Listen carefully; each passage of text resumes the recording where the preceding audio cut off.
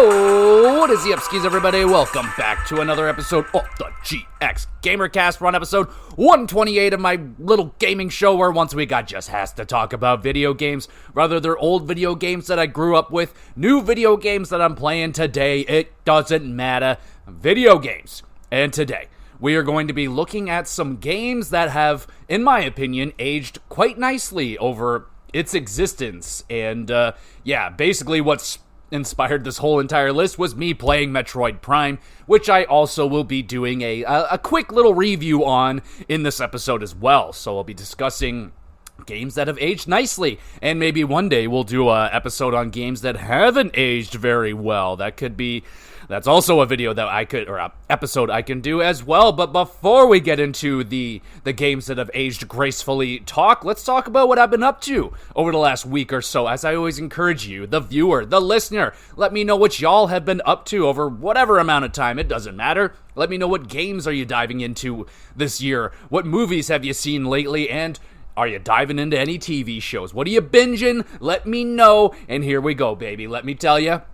So my wife and I, we finished Dexter New Blood. This is streaming on Paramount.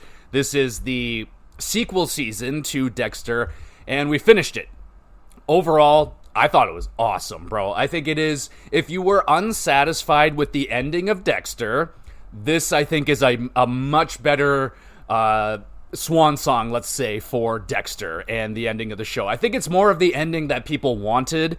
And, dude, I enjoyed this season. Like I said, I think it's not the best season of Dexter out there, but I still think it's one of the stronger seasons of Dexter that I've seen. I liked what they did with the characters. I enjoyed the ending. I was engaged throughout the whole entire season. I thought it was very good. 8.5 out of 10. I was pleasantly surprised with how good this was, and I was very satisfied. And we dived right into Dexter Original Sin. So this one discusses Dexter kind of getting into becoming a serial killer and learning the code and everything from his dad. If you haven't seen Dexter, all of this is just making zero sense. But I think we watched 2 episodes so far, and it's pretty decent. The guy that's playing Dexter, I don't know if I love him just yet. He does that smile like way too much, man. That fucking, holy moly, it is just over the top. But I like Deb so far. It's pretty good. It's pretty good. We'll get more into that eventually. Just been a little bit busy this week. Haven't watched an episode in quite a while now. Anyway, I've also gotten into and completed Dan to Dan on Netflix. So this Dan to Dan show, I've been hearing quite a bit of hype around it. It's just this crazy anime, and I was like, all right, I'm not a huge anime fan, but I've watched a lot of anime, and when I like my anime, I really like it.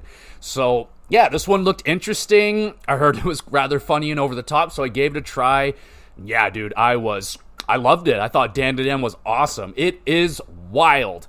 It's basically like a show with aliens and demons, and this demon steals this guy's dick and his nuts, and they're trying to get it back and shit, and there's like this turbo granny and talking cats, and it is over the top, man. It was very wild, very enjoyable, really like the characters, dude, I liked it. I fucking really liked watching Dan to Dan. If you like anime, you might have a good time with Dan to Dan. It was, I really much so enjoyed it, and it's kind of sparking a little anime spark in me. Like, I always think about Attack on Titan. I've only watched the first season of that show, and I really want to finish it, but it's not available to me on any of my streaming services, so I would love to get back into Attack on Titan. I keep looking at One Piece, but it's got over 1,000 episodes, bro. Like, I just don't think I could do that. I'll be like 45 years old by the time I finish that show. But it looks awesome. It looks so cool. And I just don't know what to do with One Piece. There's the live action show. I don't know if I'm really interested in that so much. But, Anyway, watch Dan to Dan. It was freaking really cool, really entertaining. And, check that one out. It may not be for everyone, but, I liked it. In terms of movies, we go to movies now. I tried to watch Zodiac. Zodiac was just too freaking long, man. It was like it's a movie about the Zodiac Killer. if you don't know, I mean, who doesn't know about Zodiac Killer? Regardless, they have a movie about it. It's got great cast. I mean, you got Jake Gyllenhaal, fucking Robert Downey, and the boys, but just way too long, man. The flow of the movie, it really, really fucked me, man. The problem is, the killer goes dormant for a whole bunch of years, and they have to display that in the movie, and it just fucking takes the wind right out of the sails of the movie. And then when we get kind of back into it, I was like, yo, how much we got on this movie? It's still like another hour. I was like, holy fuck, man, this just getting way too long right here. And the performances were good, but it just wasn't drawing me in enough. I'm a little bit disappointed. I'd be giving that a too long out of 10, just way too long of a movie, but yeah, it is what I ended up just watching like a nice 20-minute little video on YouTube about the Zodiac Killer, and I got just as much out of that as I did with the movie. It's just way too freaking long, but interesting. If you don't know about the Zodiac Killer, that's probably a good movie to watch.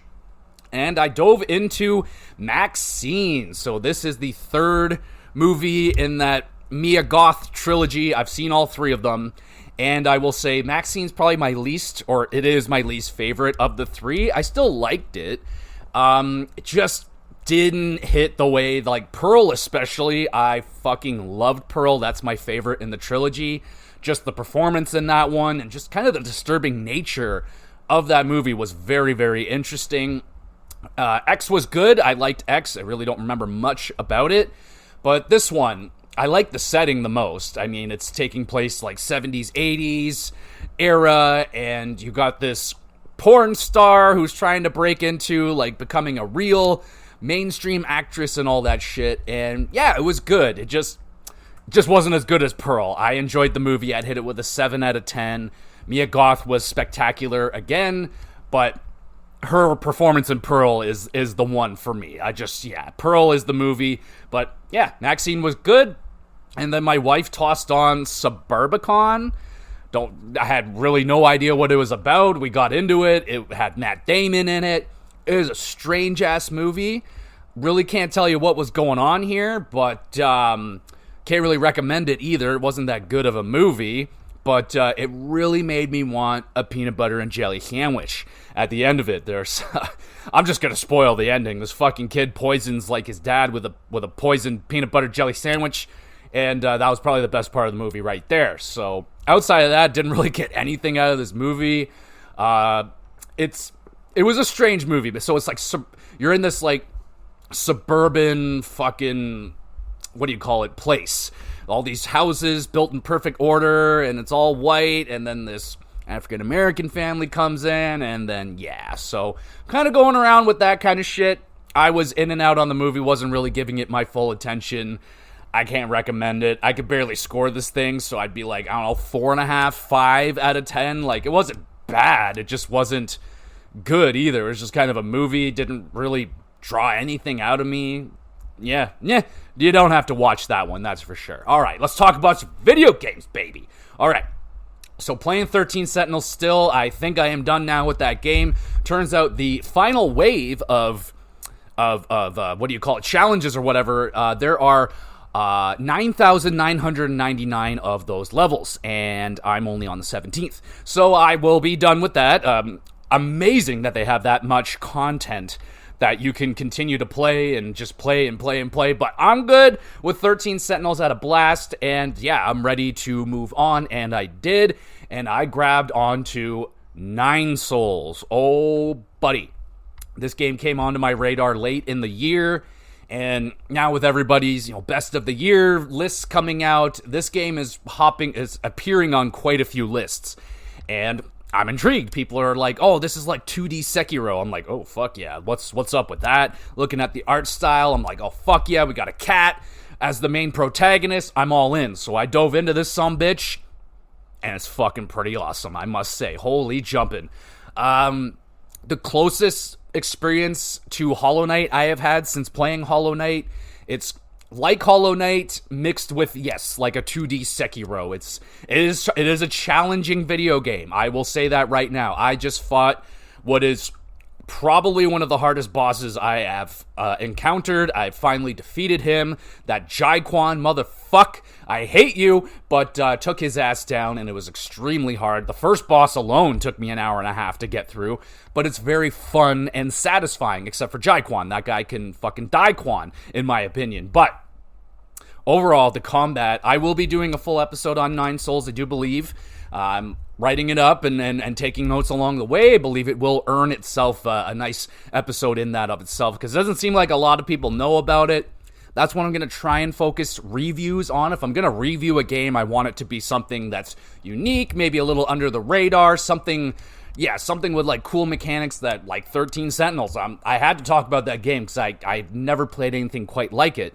And Nine Souls, I just think, could use a little extra love. So yeah, I think I want to do an episode on Nine Souls, so I won't dive too far into it, but damn, bro, if you got Game Pass, it's on Game Pass right now, and if you like yourself a Metroidvania, kind of like Hollow Knight, if you like Hollow Knight, you're looking for a challenging Metroidvania with some pretty fucking satisfying combat, very parry heavy, you gotta do parries and dodging and shit, that's why it's more like Sekiro, because it's more for you need to be good at parrying, and it's a very satisfying mechanic in this game.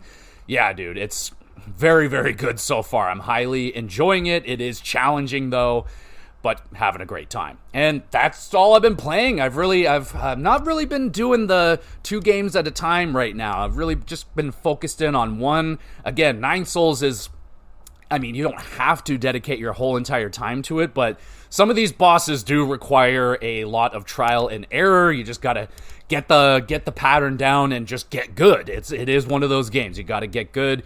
And like I said, first boss, I just sat there for like an hour and a half grinding it out, getting better at the pattern, and yeah, dude, it's one of those, but incredibly satisfying, super fun, loving the combat and the art style. And that's all I've been playing, so I think it's time we talk about some games that I feel like have aged like fine wine.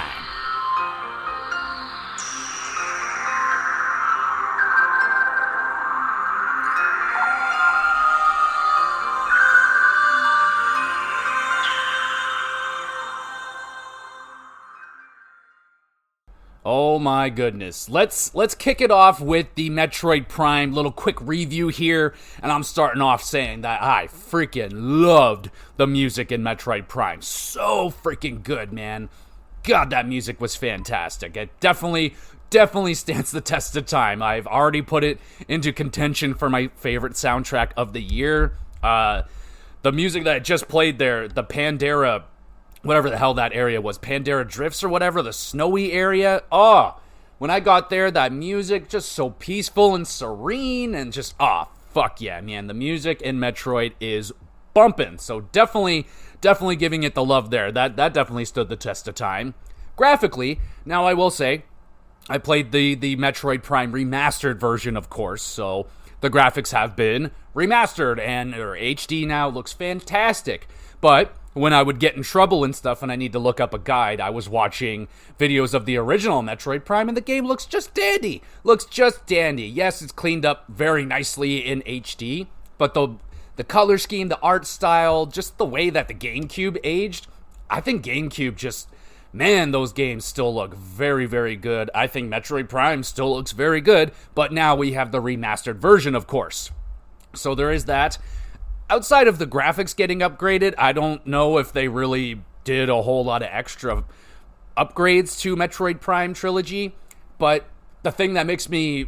So, a little sidebar right here. So, Donkey Kong Country Returns just got re-released on Switch, and they want full price for that sumbitch, a game that's been re-released twice now. They released it on 3DS, and I'm pretty sure they put it out on Wii U maybe, but regardless, it's been released multiple times, and they want full price for it. They didn't do any major upgrades. It's not a built from the ground up remake. It's just re-releasing a game. You want full price for it. Meanwhile, they re-released Metroid Prime and they wanted $49.99 for it. I was like, fuck yeah, man, that's so much better. Why did Metroid was the only one that got that appreciation, that love, that respect to the fans? Like, hey, we're aware this game is fucking over 20 years old. How dare you ask for full price? That is disgusting from Nintendo, man. I am so disappointed. The fact that they wanted full price for Donkey Kong Returns HD. Like, what the fuck, you guys? Like, that's so gouging of your fan base, and they know the people are gonna buy it. The homie Billy, fucking legitimately the source of the problem, shows me he's got a copy of Donkey Kong on Wii, 3DS, and he bought the new one on Switch. Like, bruh, this is why Nintendo does this, because they can get away with it, and they know you guys are just gonna keep throwing their money at you.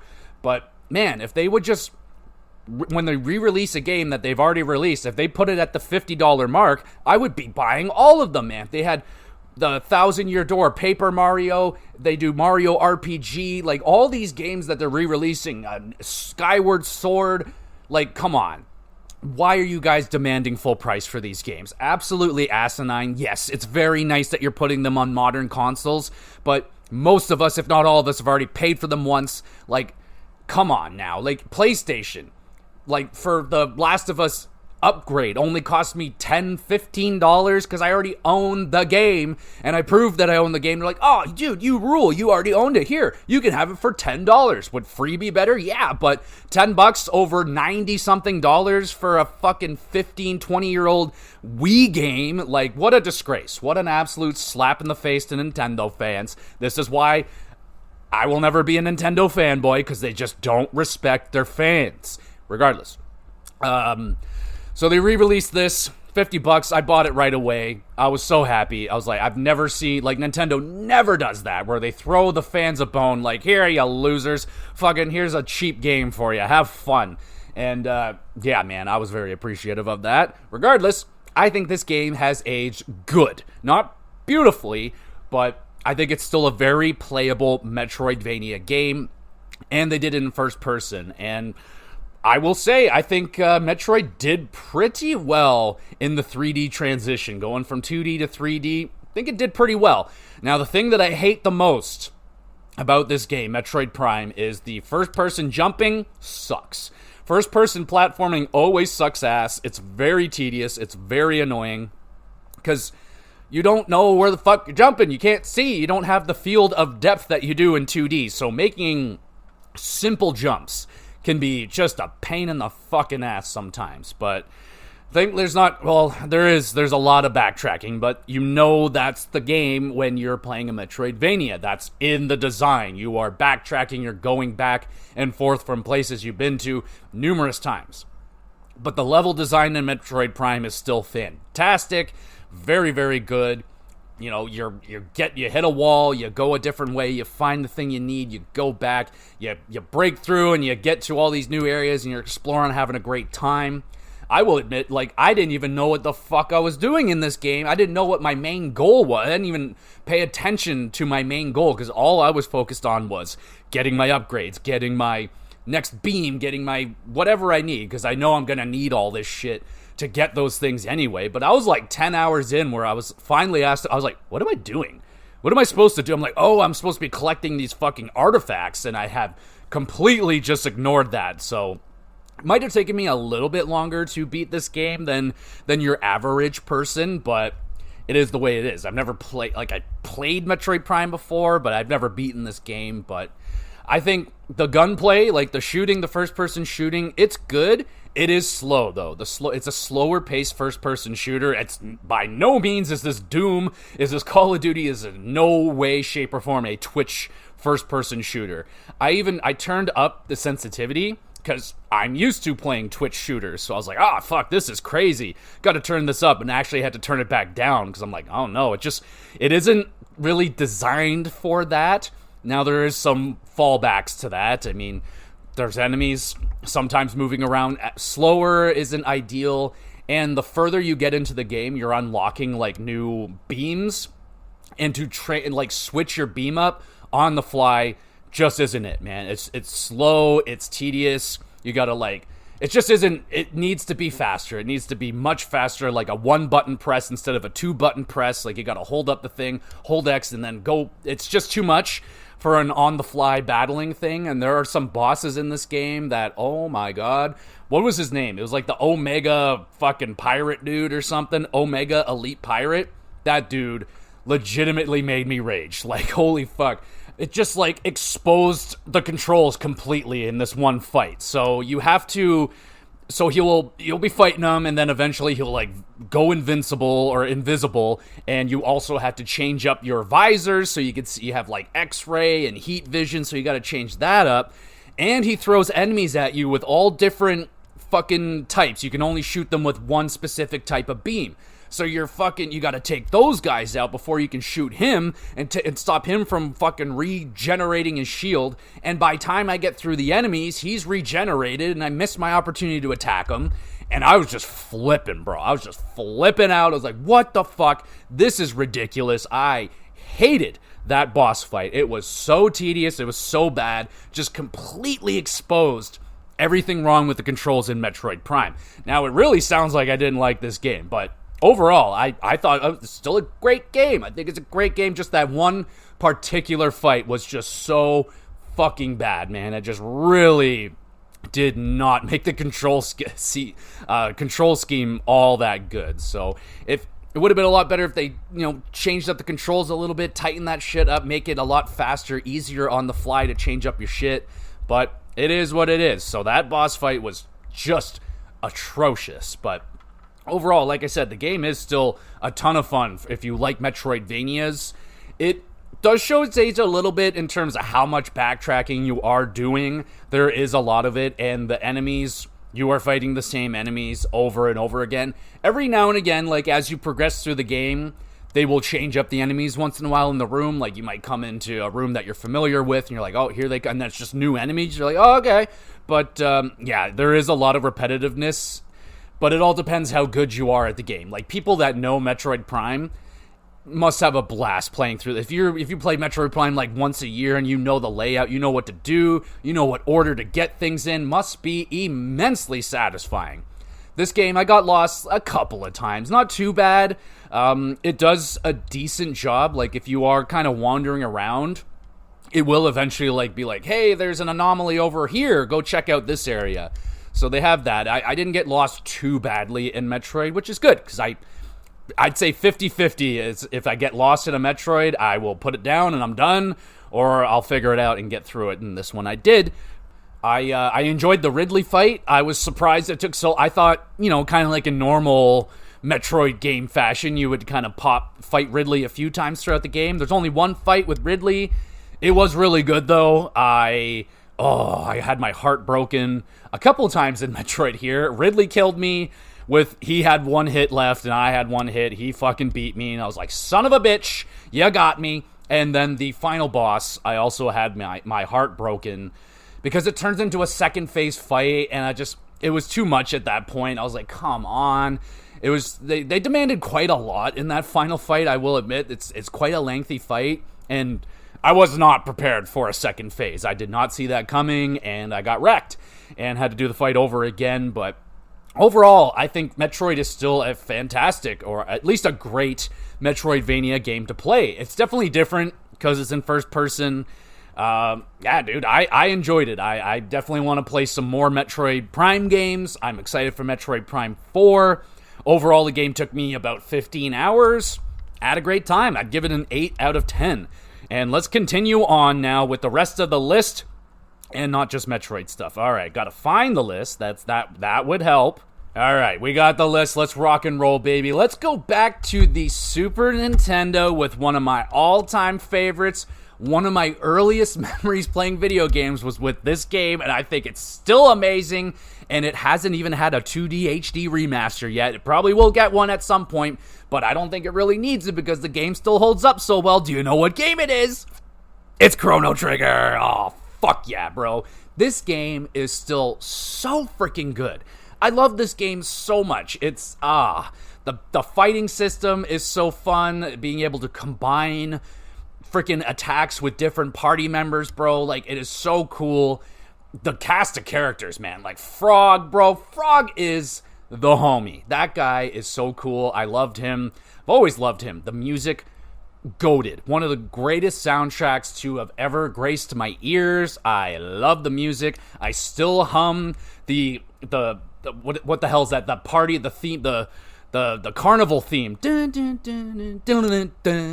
That's terrible. But regardless, I fucking love Chrono Trigger so much. The story, like, you're getting stories similar to this, like, now. You're getting that you're going back in time and into the future, this post-apocalyptic world where you're trying to stop the end of everything coming to an end. You got so many different endings, man. This game is immensely replayable.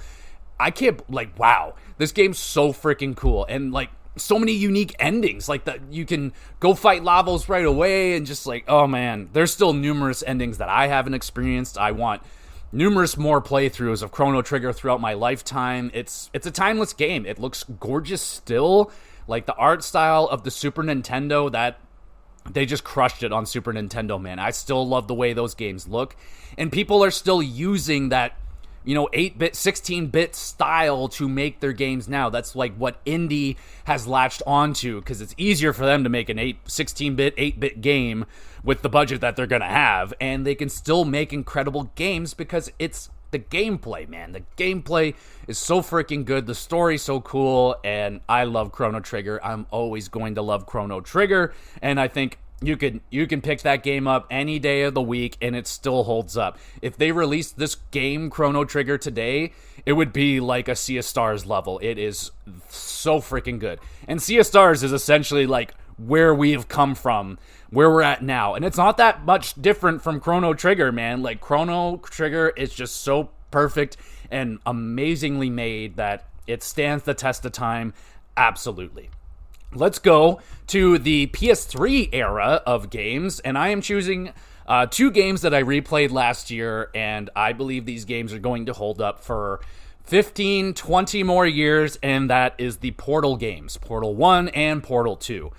Phenomenal. It's the genius of that fucking puzzle system, man. The portals, the two portals, and what they did with that, and how much further they took it with Portal 2. The story got better. The characters are amazing, like goated characters, and Gladys, and even Wheatley, man. Wheatley doesn't get the appreciation that I think he deserves, but dude, Wheatley and Gladys, those two are goated as some of the greatest, funniest villains you will ever see in video games. And, oh man, the gameplay is just so fucking good and satisfying. It's so genius, so smart. I can't believe that game worked so well in that era, man. Like, it's amazing that how smooth that game runs, how just, it's flawless. It's absolutely flawless. I think it is going to go down as like one of the greatest puzzle games, like right up there with fucking Tetris and shit. And speaking of Tetris, let's talk about Tetris. I got Tetris on this list, absolutely. And I'm tying it in with Pac-Man. When I talk about Tetris, I generally think about Pac-Man as well, because, again, going back to when the lights turned on for me as a kid, one of my earliest gaming memories is playing Tetris with my grandma, playing Pac-Man with my dad. Like, my grandma was a fiend on Tetris, on NES, bro. She was disgusting. And my dad was the Pac-Man guy. And I just loved playing those two games. And yes, they've changed up the formula a little bit and stuff. They played around with the formulas for Pac-Man and Tetris, but it still remains the same gameplay. Look at what they did on Tetris 99. That's just Tetris, but you threw in a Battle Royale theme to it, and you just reinvented Tetris. That is still going strong today. I loved Tetris 99. The day that they put Tetris on, like, the Google browser thing, I played the shit out of that. I think they did it with Pac-Man as well. Pac-Man and Tetris are just so incredibly fun and so easy to just get into, incredibly difficult to master, and they're just endlessly replayable. Myself, personally, more of a Tetris guy, but I love Pac-Man. I especially like Pac-Man Championship Edition. That really breathed in some real fresh life into Pac-Man. I'm a big Miss Pac-Man guy, just the original. And yeah, dude, Pac-Man Championship Edition just took it to the next level. The speed has gone crazy, just a little more crazy graphically, some shit going on, but the gameplay still remains the same. You're eating up dots, you're running away from ghosts, it's still the same. And it stands the test of time. Tetris is so fucking genius. Just like the way that guy made that game, and just like it's amazing. It's amazing how fun that game is, man. Like, I kind of think about when I think about when the guy made Tetris, he was probably just like, oh, just put these puzzle pieces in. Yeah, they all fit in. Boom. Oh, this is a cool little puzzle game. Maybe the same kind of style as like when the guy built Balatro. He's like, oh, I just want something fun to play. This could be pretty cool. And then wham, you change the world with this just incredibly, seemingly basic, but genius idea. And it's just lasted the test of time, man. They're going to continue to release Tetris and Pac-Man games, and they're not that different from the originals back in the day, and they're still so freaking fun. Love Pac-Man. Love me some Tetris. What do we got next? All right, let's go to the PS2 era. Let's go there. Hold on, I better just start checking these off before I forget which ones I did and didn't talk about. All right, let's go to Jak and Daxter. Now, with just mostly specifically Jak and Daxter 1. I don't know about Jak 2 or 3. I haven't replayed those in a long time, and from what I hear, they didn't age very well. But I played Jak 1 again like 2 years ago, and it's still phenomenal. It feels like a game that came out like recently. I cannot fucking believe that game has like no loading times. It's like an almost seamlessly open world. Like, for that era, a PS2 came out like 2002, 2001. I am stunned that they did that with that game. It is awesome. And man, I wish Jak kept that formula. I understand why they changed it, because that was the time, man. Like, Grand Theft Auto was huge, and everyone wanted a piece of that Grand Theft Auto pie. But I love the first Jak game. It is so much fun. It's like an open world collect-a-thon. It's super charming, super fun. I think graphically still looks very nice. It's bright and colorful. The characters are, charming. Jak doesn't talk, but Daxter talks. And I feel like if it came out today, if this was like an indie game that came out, someone developed this 3D platformer, this would be one of the best indie games that came out that year. Like, amazing. And this did come out by Naughty Dog, a very well-known, big, strong team and everything, but I still could play Jak and Daxter, the first game. I think it's still an awesome 3D platformer. Arguably one of the best ones from that era that is still awesome today. I can't really say the same thing for the Ratchet and Clank games. I played the first Ratchet game, and that one does not stand the test of time. And they kind of proved that. They remade that game on, like, I think twice now, didn't they? I don't know. They remade it on PS4, the Ratchet and Clank game. Yeah, so anyway, it's been remade. And yeah, it kind of needed one, but they have not remade the first Jak game because I don't think it really needs it, bro. Like, if they want to clean up the graphics or anything. But I think gameplay-wise, it's still super fun. One of the better 3D platformers I have played. One of my faves, for sure. Let's go back to the Super Nintendo. And it's Super Mario World, y'all. It's Super Mario World. I played it. I finally beat this fucking game for the first time in my life. Another game that was there for me when the lights turned on and I was playing Super Nintendo. Super Mario World was one of those games I was playing the shit out of as a kid, but I never got very far. I would get stuck and then restart, go back to the fun early first levels and beat those over and over and over and over again, and I would generally always get lost as a kid in the Lost Forest or whatever it is. There's like that forest. I was 4 years old, no internet, no guides, nothing like that. Just leave me alone. So yeah, I didn't beat it until 2 years ago. Last year, I finally beat Super Mario World, and it was awesome. It was freaking awesome, man. I still think it's one of the best 2D Marios they have released. It's awesome. It looks great still.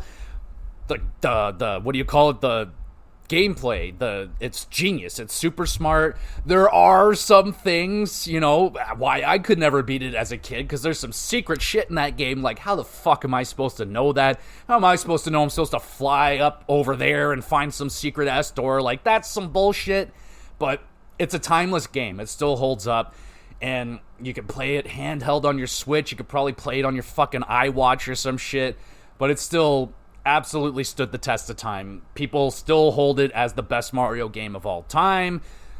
I think we can move on now. Like, I think Mario Wonder is probably the best 2D Mario now, and there's other better Mario games in my opinion, but I still, like, it without a doubt. If someone was like, yo, you want to play Super Mario World or something, I'd be like, yeah. I wouldn't be like, oh, old game's old or whatever. I'd be like, no, I'm down. Like, that game's sweet. Like, absolutely timeless. If I had kids that's where I'd be sending them first. I'd be putting them on Super Nintendo and kind of let them figure it out with the Super Nintendo games first. And I think that's a great place to start. Those games are timeless. They're genius. And, you know, it's those Super Mario World games, like the way that they teach you to play them, they're giving you new mechanics. The power-ups are so freaking key. Oh my goodness, I'm sorry. But Super Mario World, timeless. Absolutely timeless. Okay, up next, we're going to the Xbox 360, and even though this game does have a remake, a remaster, whatever, I still think the original Gears of War stands the test of time. I still think that game looks awesome. Like, I'll never forget the first time I saw Gears of War back in, like, 2006, I think I saw someone playing it, and I saw someone fucking chainsaw a dude, and the blood splattered on the screen, and at that time, we have never seen anything quite like that. And I think the Gears games still look amazing on Unreal Engine 3. I think we're up to Unreal Engine 5 or 6 now, but the Unreal Engine, in my opinion, stands the test of time, man. I think Gears still looks great. I still hold the original Gears of War as one of my favorite co-op games ever. I will play through the Gears of War campaign co-op any day of the week. It is so much freaking fun. I love it. I love the characters. The gunplay is good.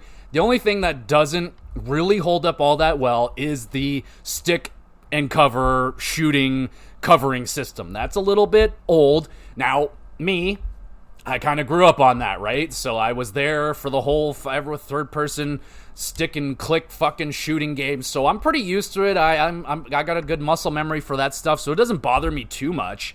But yeah, that maybe has, but I think the game graphically is great. I think the characters are great. I think the gunplay is great. The weapons are amazing. The story's good. And yeah, obviously, it's spewed out multiple sequels and spin-offs and all that shit. But I still hold the original Gears of War as one of the greats, man. I fucking love that game. I was never big on the online, I will admit. Just wasn't really... I was a first-person guy. I had too many... I couldn't be playing Halo, Call of Duty, and Gears at the same time and be competent at all three. I picked two. I picked Halo and Call of Duty. I did play Gears every now and again. I was never very good at it.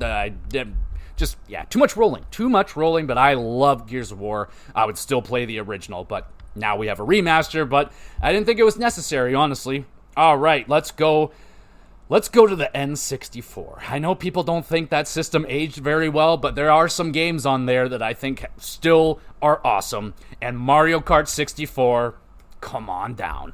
Come on, everybody. Who hasn't played Mario 64? And even recently on a Kind of Funny podcast, they were talking about it because Mario Kart 9 just got showed off with the Switch 2 and all that shit. I'll do an episode at some point about the Switch 2 and we'll discuss what I want out of it and what could happen and all that shit. We'll do one on that. But Mario Kart 64, they were even saying, like, you put Mario 64 and Mario Kart 8 in front of me, they're picking Mario Kart 64. There's just something special about that game, man. I think a lot of it is nostalgia. How many fucking times have I had the homies over and we're playing 4-player and we're doing battle mode and we're just having the time of our lives, man. Listening to Aqua playing freaking Mario Kart. Listening to Queen playing Mario Kart. I even had a blast playing this game by myself in like 2007. I just remember crushing this game, listening to Queen. And yeah, man, if anyone busted out the N64 controllers and they're like, yo, Mario Kart right now, I'm like, yes, absolutely, I'm there. And even if I have Mario Kart 8 available to me, I'm like, yo, there's something special. There's something special about Mario Kart 64, the weird glitches, and just, oh, yeah, man, the memories. I still love Mario Kart 64. Still probably my favorite one overall. It's just the memories, and yeah, man, there's something special about that fucking game, Mario Kart 64. And let's stick with the N64. Let's talk Mario Party. I think the Mario Party games, maybe not number 1, but 2 and 3 specifically, are still a blast. Absolutely a blast. That's like one of my go-to games. If I have people over, I'm like, yo, does anyone want to play some Mario Party? Like, and the fact now I don't even have to pull out the N64. It's right there on the Switch Online for me, and it's awesome. It's just a board game with some fun mini games. Like, it's not any different than what Mario Party is now, or at least they gotten back to the original style. But the first 3 OGs on the N64, I think, are timeless. They're excellent. Now, you might want to avoid the first game because of some of those mini games. You might fuck up your hands a little bit. But 2 and 3, anytime. Someone comes over, you want to play Mario Party? Yep, I'm down. Absolutely. It's just, those are my Mario parties. I never played the ones on GameCube. I played 8 on the Wii, and I actually really, really liked it. But 2 and 3, those are timeless for me. I can play those any fucking time. Still so fun. Simple, good times with the homies. All right, let's do one of the all-times right here, right now, and this game is still going strong today. It was kind of laughable when it came out. We're like, what is this game? And it became this juggernaut, and I am talking, of course, about Minecraft. Holy shit! I mean, this game is not dead yet. It's still as strong as ever. Its community is ridiculous. And I haven't been a part of Minecraft since I think I lived at home, bro. This is how long this game has still going, man. Like, I played the shit out of Minecraft back in the day. I feel like everyone's played Minecraft. And because it's just so simple and it's fun and it's what every boy's dream was as a kid. Like, I just want this huge open world Lego sandbox where I can build whatever I want, do whatever I want. The creativity is limitless. You just go. And for some people it doesn't hit. You just some people just don't have that creativeness, and they need a path. They need something to direct them. But Minecraft is, man, I wish I had that when I was a kid. Like, I couldn't, like, I'm happy I had it when I was a teenager, I guess, but to have something like that as a kid is just, especially like me, like, I didn't have a lot of money growing up, and like something like that would just provide so much endless entertainment. And the things that people do with it online, like the fucking challenges that they have, the things that people build in there are fucking art, straight up art, sensational things. Like, I built a shitty hockey arena. It took me weeks and weeks and weeks, but I was just so fucking satisfied. I felt so good building it, and I loved every minute of it. Listening to DMX constantly, playing Minecraft, don't even ask. I don't know what was going on there, but I did.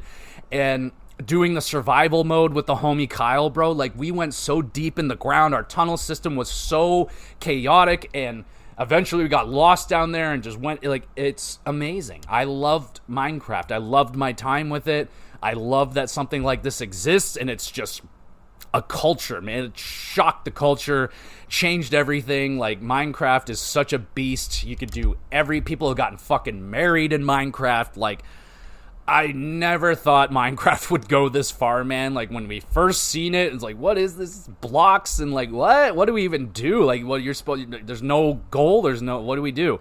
And what it's become now, man, I can't see it ever stopping. Like, I don't know where Minecraft ends. Like, it's crazy what that game has done. So have to shout out Minecraft, bro. Absolutely. All right, we're going back to the Super Nintendo. There's a lot of Super Nintendo stuff. My apologies, but I think that thing has aged so freaking good. But let's talk about 2 Zelda games. Let's do an N64 and a Super Nintendo. So Super Nintendo, Link to the Past. It's amazing. It's still so freaking good. And yeah, I can see why when people play this, they're like, man, we still want those 2D the top-down Zelda games, and they're still making them. They're absolutely still making them. They just released one, the Zelda game or whatever the fuck. But this one, damn, bro, I was so impressed with this game. Another one that I played just a couple of years ago for the very first time, and it was a blast. If it was one of the first ones that I played, it would probably be one of my favorites of all time. It is. It's up there. It's like a top 5 Zelda for me. It was so fun. The level design, just the adventure, the fact that this was on the Super Nintendo. Like, this is what open world was like for this is like, fuck yeah. This is like their Elden Ring back then. This huge, like, I can't believe how much exploration there is, and like so many secrets. There's so many freaking secrets. The temples were fun. Yeah, man, I was immensely impressed with how good Link to the Past holds up. It is sensational. Still so freaking good and so easy to play. You can play it on the Nintendo Switch online, and it is absolutely worth your time. And I'm throwing in Ocarina of Time as well. I think this game is still, I know there are the haters of it, absolutely, especially the people that love Link to the Past. They're not generally big fans of Ocarina of Time, but I played Ocarina of Time once or twice a year every year up until like 2010 when they re-released it on 3DS. And yeah, the 3DS re-release is amazing. It makes it a better experience. It's cleaner and all of that, but I could still play the original and be fine with it. I think it's still awesome. The temples, aside from the water temple, I know that fucking water temple, it's confusing and ridiculous, but once you get it, you generally have it. But the bosses are so cool. That fucking formula, man, they have kept that formula, though it's pretty much the same formula from Link to the Past, but they moved it to 3D, and they really haven't looked back, man. Like, now it's 3D, that's the main bread and butter of Zelda. They'll have some spin-off games that are top-down that people really enjoy, but it's 3D now, and you got Ocarina of Time to thank for that, and without Ocarina, we wouldn't have gotten our Breath of the Wilds, and that's where we're at now. That's where Ocarina, that's what Ocarina wanted to be back then, but it was on the N64, and I think it's still an incredible game. I would still play it, absolutely. So, Ocarina of Time. Let's talk Pokemon. Gotta talk Pokemon Gold and Silver, baby. Again, another game that got the re-release with the Heart Gold and Soul Silver, but the original is still just fine, but good luck finding it for a reasonable price. They're amazing. That's my Pokemon, that's the formula that was the most giving game ever in Pokemon. Like, the fact that you're basically getting 2 for 1, you're getting blue as well, blue and red, because once you finish gold, they're like, here's the entire region of red and blue, and you can just play through that game. So it's like a remaster of blue and red, and then they put gold and silver together. It's just the best Pokemon package. I would still play those are the ones. If I'm ever going back to play an old Pokemon game, it's always going to be Gold and Silver. That is the cream of the crop. That's my baby. That is the generation of Pokemon I know best. All my homies are in there. That's my game. And it's always going to stand up to me. For me, I love Pokemon Gold and Silver. Let's talk Harvest Moon. I think Harvest Moon formula is still the same, and honestly, I still like the original Harvest Moons, the older Harvest Moons better. Specifically, Harvest Moon 64 and Harvest Moon Back to Nature, I believe it's called, on PlayStation 1. They're very similar, but a little bit different. Back to Nature on PS1, that's my homie. That's my baby. That's the first Harvest Moon I ever played, and it grabbed me and never let go. Been a Harvest Moon fan ever since, and yes, we have Stardew Valley now, but dude, the original Harvest Moon, like, I guess not the original, because they had one on Super Nintendo. I never played it.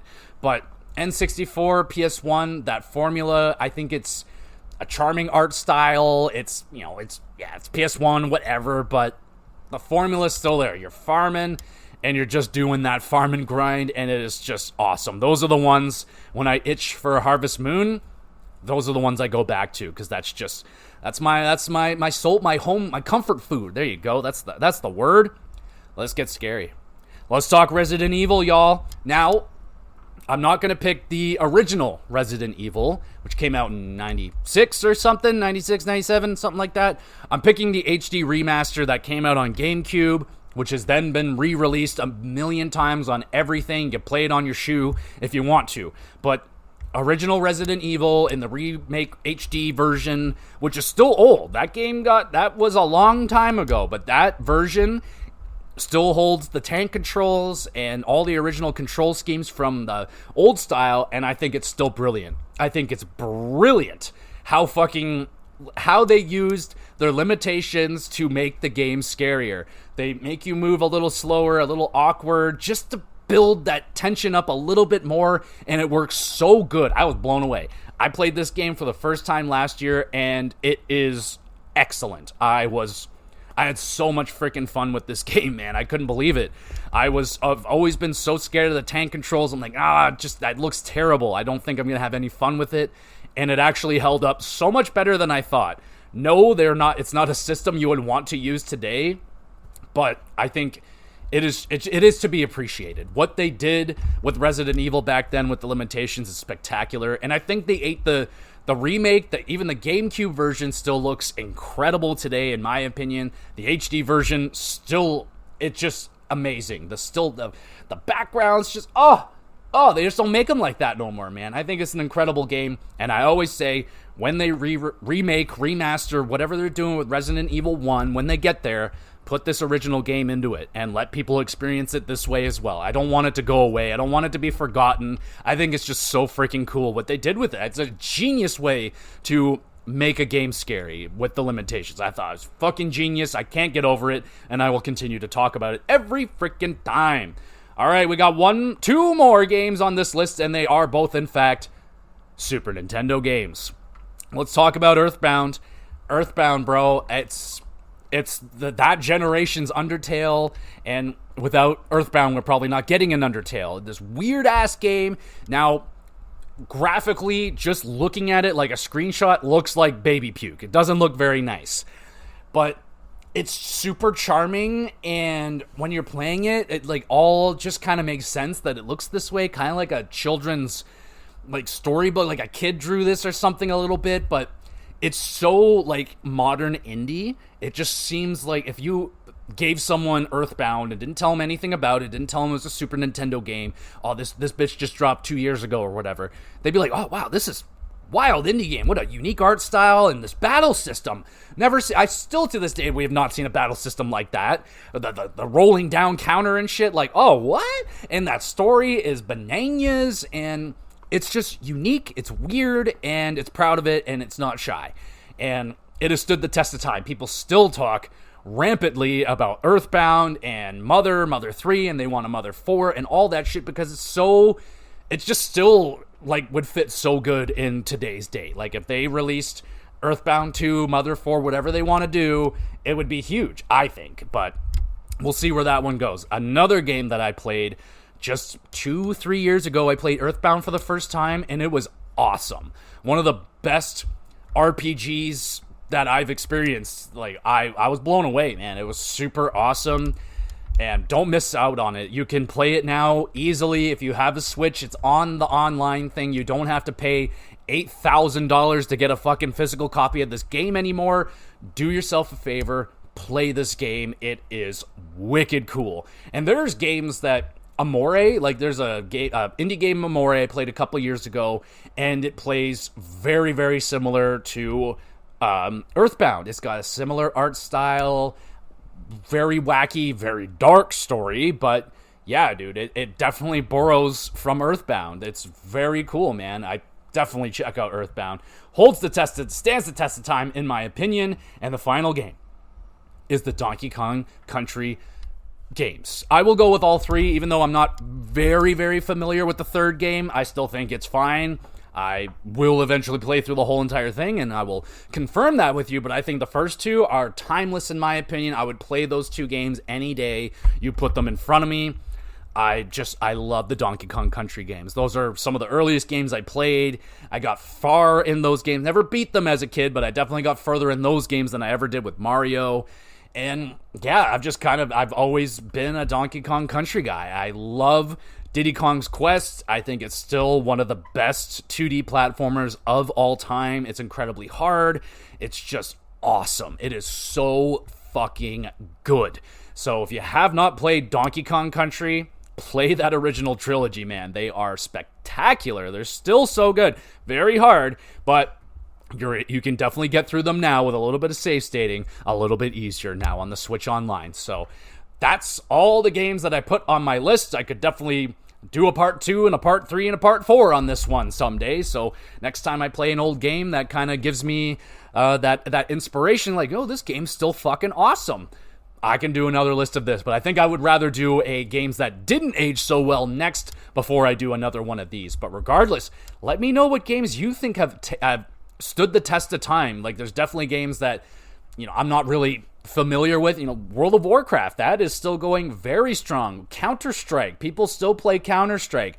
People are still playing Halo 3 and shit like that. So, hit me with games you think are still standing the test of time, and are you still playing any of these games that started along? Like, what about League of Legends? There's a guy at work that's crazy about League, and that game's still going very, very strong. I don't know anything about it, but there's got to be something special there. And I think gameplay, and if you can pick the right art style, man, you attach a very good gameplay mechanic to it, your game can stand the test of time.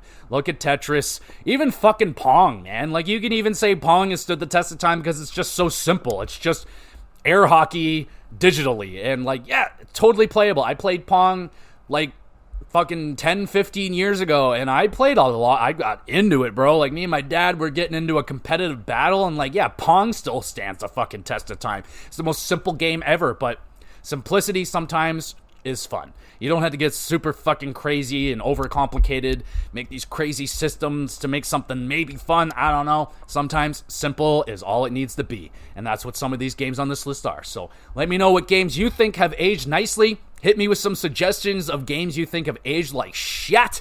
I definitely can make a list on that one, and I will at some point. But thinking the next episode I should probably talk about the Switch too, eh? Maybe we can do some predictions, some hopes, and maybe a wish list, something like that. Maybe we'll do that next week. But regardless, that's the episode, everybody. Thank you so much for listening and or watching. You the best. You want to be even more of the best, though. Make sure you're reviewing and liking the podcast. Share it around with a few thousand of your friends and enemies. All that great stuff. Upload all of these episodes to the YouTube channel, GamerGX Videos. Go over there, subscribe. Great place. Drop a comment on the video. You want a question answered live on the pod? Drop a question on the comment section. There is a Twitter page that I'm not very active on. I'm trying my best. Email address, all that great shit. Send in your questions. Love to shout you out. Answer your questions live on the podcast. Be so much fun. And yeah, in terms of what else we got going on with the podcast this week, got the WrestleCast incoming. There's going to be a Saturday night's main event attached to that, so be on the lookout for that recap. And got the HockeyCast coming up. Had a really fun one this week. Went through all the quarter-century teams that they've released up until that date. I will finish it off when it's finished. And yeah, so there's a lot of that to discuss in the next week's HockeyCast. Who knows? Maybe JT Miller finally gets traded, and we're going to have a big ol' fucking thing to talk about. But regardless, a lot of drama going on in the NHL right now. Going to be a fun HockeyCast. And yeah, there we go, everybody. I think that's it for me. So one more time, thank you, everybody, so much for listening. We'll be back again with some more GX Plus, kids.